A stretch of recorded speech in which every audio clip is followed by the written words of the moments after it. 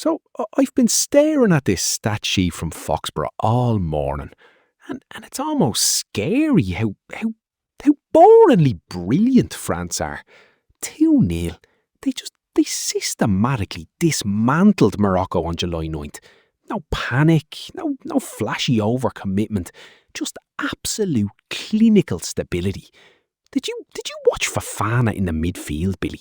He was like a traffic warden on a quiet Sunday. Fofana. Aye. He was a rock, Simon.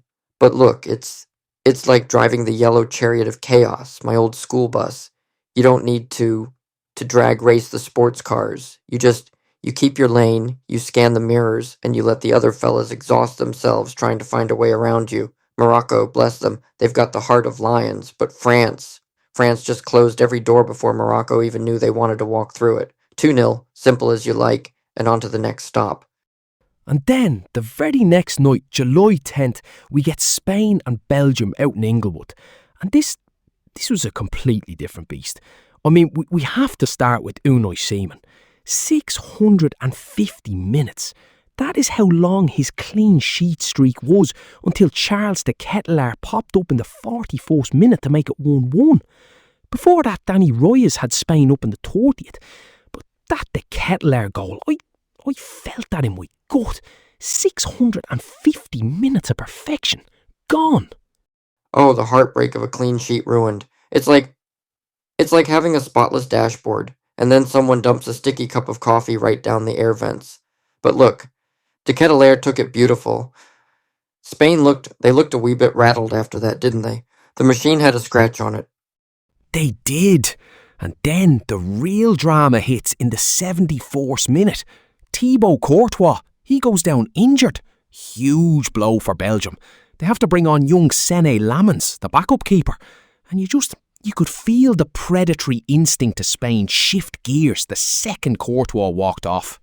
It's terrible luck for Belgium that Courtois is a giant. When you lose a keeper like that, the whole defense, they start looking around like they've lost their map. And Spain, they're like wolves sensing a bit of a limp in the herd. Lammens, poor lad, he's thrown straight into the pressure cooker of an Inglewood crowd. And that pressure told in the 88th minute.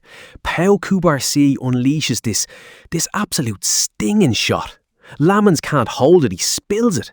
And who was there? Mikel Merino, the super sub, just alive to the bounce, tucks it away. 2-1 Spain.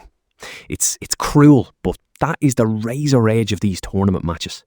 That's the game, Simon. You don't get points for being neat in the 88th minute. Merino, he didn't care about the aesthetics. He just saw the ball, saw the net, and, well, sure, why not? Spain through, but Belgium, they'll be kicking themselves all the way home to Brussels over that spill. Now, if Inglewood was drama, July 11th in Miami Gardens was an ordeal. Absolute survival. England versus Norway. 90 degrees Fahrenheit, but the heat index. Billy, they said it felt like 108 degrees on the pitch. You could see the sweat just pooling in the players' eyes before they even kicked off. Miami in July. It's not a football pitch, Simon. It's a sauna with grass. I drive a bus in Georgia, so I know a bit about sticky heat, but 108, that's thick air. It makes your boots feel like they're made of lead. You're not just playing Norway there. You're playing the atmosphere itself. It's knackering just watching it. And Norway, they actually strikes first. 36th minute, Shelderup puts them ahead. England looked completely flat, just suffocated by the heat. But then, right before the half-time whistle, Jude Bellingham. The man just refuses to let England die. He gets the equaliser, and suddenly it's a game again. But the second half was just a war of attrition. Oh, Bellingham. He's got that look about him, hasn't he? Like he's carrying the whole country on his shoulders, and he's quite happy with the weight. But Norway, they didn't lie down. Didn't Hegem have one ruled out? A disallowed goal? Yes! Hegem scored what he thought was the winner, but it was ruled out. And that brings us to the 93rd minute in extra time. And Billy, this is where we have to talk about the Skycam wire. I still can't believe we are talking about this in a major tournament. Bellingham scores the winner to make it 2-1. But Norway, they are absolutely furious. because they claim the ball hit the Skycam wire during the build-up, altering its flight before England got possession. Now hold on. A wire? We're playing the quarterfinals of a massive tournament, and we're talking about a wire hanging from the sky like a spider's web? Look, if the ball hits a wire, the play has to stop, surely. You can't have a giant metal camera deciding the tactics. It's like a low-hanging branch on my bus route. If I hit it, I don't just keep driving and pretend the roof didn't shake. Exactly. Norway protested immediately. They were gesturing to the sky, surrounded the referee, but the goal stood. Bellingham's brace sends England through, but there's gonna be... the conspiracy theories are already flying. Did the wire actually deflect it? The replays they're incredibly inconclusive, but if you're a Norway fan, you feel absolutely robbed by a piece of television broadcasting equipment. It's a bitter pill to swallow. You train for years, you run yourself into the ground in 108-degree heat, and then you might have been done in by a copper wire and some lad with a joystick in a truck outside the stadium. It's madness, Simon. Absolute madness. But Bellingham, he won't care. He's in the semi-finals. So, while England are surviving the heat, Argentina and Switzerland are having an absolute, a circus in Kansas City. July 11th. Argentina wins 3-1 after extra time, but that scoreline does not tell the story of the sheer chaos that went down on that pitch. Oh, Argentina. They don't do simple, do they? They like a bit of drama. It's like they're not happy unless there's a bit of a row and someone's waving cards about. How did it start? Well, McAllister scored early, 10th minute, beautiful start. But Switzerland, they are resilient. Ndai equalises in the 67th minute, 1-1. And then, the 72nd minute, Briel Embolo goes down in the box. He's looking for a penalty. The referee blows the whistle. But instead of a penalty, the ref books him for simulation, a dive. Second yellow. Embolo is off. But wait, the VAR review. Oh, Billy, this was a complete comedy of errors. Wait, a comedy? In what way? Did they get the wrong fella? They literally did. The VAR check showed there was a case of mistaken identity on who actually initiated the contact. But after 3 minutes of the referee staring at the screen, the simulation call on Embolo stood. He was sent off anyway. The Swiss bench was going absolutely ballistic. For God's sake, mistaken identity? It's like a copper pulling over my bus because a blue car ran a red light 3 miles back. If you have the video, if you have the bloody screens with 50 angles, how do you still get the wrong man? Poor Embolo. He must have been fit to tie. He was furious. But Swiss, down to 10 men, they hold on to extra time. And then, the 112th minute, Julian Alvarez. He gets the ball about 25 yards out and he unleashes this absolute rocket. It practically tore the net off. And then Lautaro Martinez gets a late tap in during stoppage time to make it 3-1. But that Alvarez goal, that was the moment the Swiss resistance finally broke.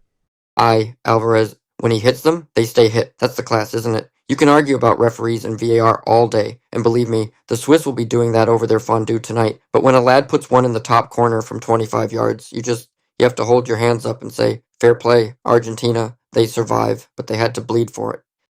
And that brings us, this is beautiful, the semi-finals. And one of them is happening right in your neck of the woods, Billy. Mercedes-Benz Stadium in Atlanta. Argentina versus England. I mean, the history, the tension. It's almost too much. Oh, Simon, the Mercedes-Benz. My yellow chariot drives past it all the time. It's a gorgeous place, but inside it's going to be a pressure cooker. Argentina and England. I mean, you don't even need to talk about the football. The history between these two. It's deep, it's heavy, and it's got a lot of old scars, hasn't it? The Falklands, Maradona in 86, Beckham in 98. It's not just a match, it's a whole history lesson in 90 minutes. It really is. And the contrast of generations here. You've got Lionel Messi, likely his last ride, carrying the weight of an entire nation's expectations. And then on the other side, Jude Bellingham, The young king in waiting, who's been the saviour for England this whole tournament. The human pressure on those two in Atlanta. It's going to be immense. I, the young buck and the old master. Messi, he's like the driver who knows every pothole on the road, every shortcut. He doesn't need to run anymore. He puts the ball where it needs to be. But Bellingham's got that raw, engine-roaring energy. He wants the world, and he wants it now. If England can keep their heads in the Atlanta heat, and it'll be hot, even with the roof closed, they've got a shout. But Argentina, they've got that dark art quality. They know how to win ugly. They certainly do. I think England have the deeper squad, but Argentina, they have the belief. It's going to be a battle of wills. And then, the other semi-final. Arlington, Texas. France versus Spain. Two undefeated European giants. If Atlanta is about passion and history, Arlington is a tactical masterclass waiting to happen. It's chess at 200 miles an hour. Aye, the Texas Titans. This is about the system, isn't it? France they're so disciplined. Like a well-serviced engine, everything clicks. But Spain have this joy about them. They've got Lamine Yamal, 17 years old, Simon. When I was 17, I was barely trusted to wash the windows at Irish Rail, and here he is, tearing up European defences on the biggest stage. And he's going up against Kylian Mbappe, the absolute pinnacle of modern direct football. That battle on the wings, Yamal's youthful, fearless creativity versus Mbappe's terrifying direct power. It's mouth-watering. It's the present versus the future, Simon. Mbappe, he's the benchmark. If Spain can stop him, they can win it. But France, they're like a wall. You think you found a crack and suddenly Deschamps has plugged it with another world-class midfielder. I'm leaning towards Spain for the romance of it, but my head says France they just know how to squeeze the life out of a game. I think you might be right. Spain have the style, but France have the formula. Either way, we are in for an incredible couple of days. Well, Billy, I'm off to find some cold water. Good chatting with you, mate. Aye, keep cool, Simon. Don't go melting in the heat. Talk to you soon, fella.